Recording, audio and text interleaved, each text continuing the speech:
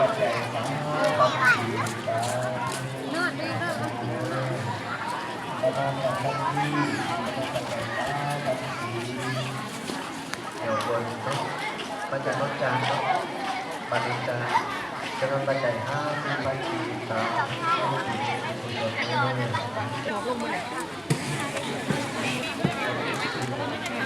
นี่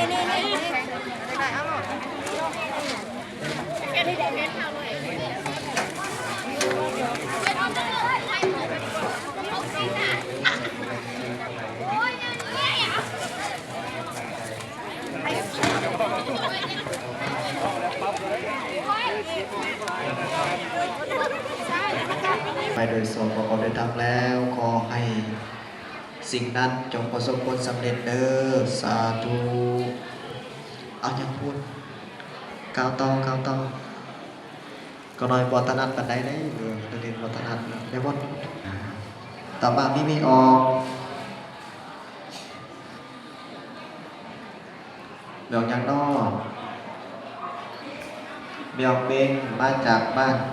รถจานโคลัมพันมีปัจจัย20,000 กีบสาธุเป็นบุญมีกุศลเด้อเป็นใหญ่เด้อคิดสิ่งหนึ่งประการใดที่เป็นไปโดยสอบประกอบโดยธรรมแล้ว